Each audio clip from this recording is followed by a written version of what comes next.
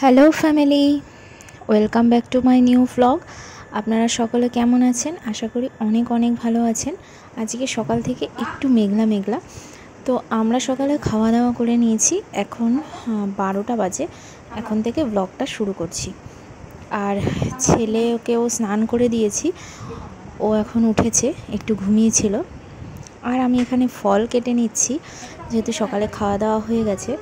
আর ওর বাবার শরীরটাও খুব একটা ভালো নেই, জ্বর গেছে, তারপর এখন শরীরটা দুর্বল বলছে, সেই জন্য আমি ওর বাবার জন্য ফল কাটছি। আর ছেলেও বসে বসে আপেল খাচ্ছে। ও খায় তো না, শুধু দুষ্টুমি করবে। আর এরপর আমি দুপুরে যা রান্নাবান্না হবে সেই সমস্ত সবজিগুলো কেটে নিচ্ছি। আর আজ আমাদের বাড়িতে নিরামিষ। আমরা সপ্তাহে 2 দিন নিরামিষ খাই, মঙ্গলবার আর শনিবার। তো সেই জন্য নিরামিষ রয়েছে আজকে, মঙ্গলবারের ব্লগ বলে। তো আর ওর বাবা ফল নিয়ে ঘরে চলে আসলো। বেদানাও কেটে দিয়েছিলাম একটা। আর এরপর চলে আসলাম আমি রান্নাঘরে। আর আজকে কিন্তু আমাদের নিরামিষ, সেই জন্য এখানে আমি পন্দ্রি ভেজে নিচ্ছি। আর এই যে এটা শাপলা সিদ্ধ হচ্ছে। আর এই বিড়াল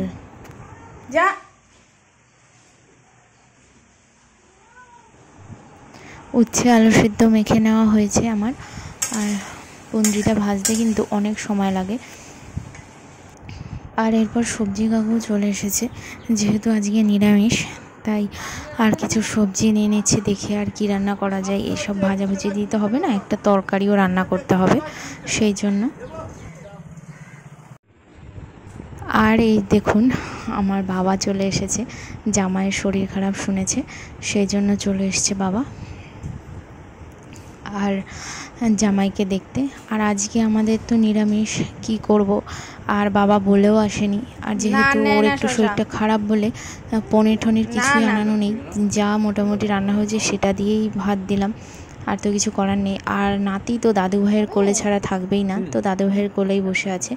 বাবু এসেছে মানে 1 ঘন্টা 1.5 ঘন্টার মধ্যেই আবার চলে যাবে আমাদের বাড়ি থেকে শ্বশুরবাড়ি। আমার শ্বশুরবাড়ি অনেকটাই দূর, 2টো ট্রেন পাল্টে তারপর আসতে হয়। তো আবার এখন চলে যাচ্ছে। 2 ঘন্টার মধ্যেই খাওয়া দাওয়া করেই বেরিয়ে পড়লো, কারণ আবার অনেকটা দূর যেতে হবে। আর ও পৌঁছে দিচ্ছে, এই যে। ঠিক আছে, সাবধানে যেও। আর আমাদের বাড়ির গাছগুলো দেখুন, নিচে এই গাছগুলো লাগানো হয়েছে। এগুলো লাউ গাছ আছে, কুমড়ো গাছ আছে, এখানে বেগুন গাছ আছে, এগুলো নিচে লাগানো হয়েছে। এরপর সন্ধ্যা হয়ে গেছে, পাপা একটু ঘুমিয়েছিল, এখন পাপা উঠেছে আর বাবার কোলে চলে এসেছে গাছ দেখতে। আর এই গাছগুলো আমাদের ছাদের গাছ। এখানে শসা গাছ লাগানো আছে, সিম গাছ লাগানো আছে, ক্যাপসিকাম গাছ লাগানো আছে।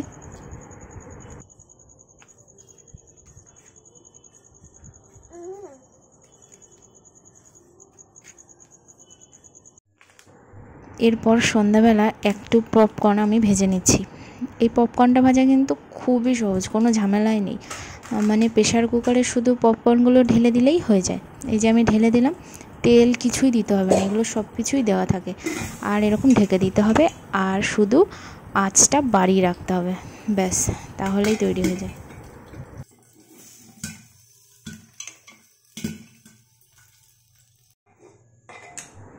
আর এই যে তৈরি হয়ে গেছে পপকর্ন, অনেকটাই হয়, 2 প্যাকেটে অনেকটাই হয়েছে। আর ছেলে এই যে সারা দিন মেঝেতে খেলা করবে, আর আমি চা আর এই পপকর্ন নিয়ে এসেছি।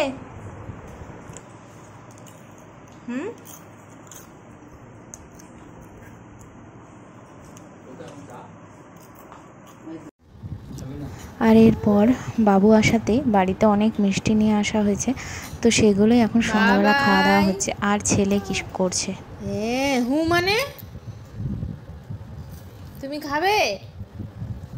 দিচ্ছি আমি।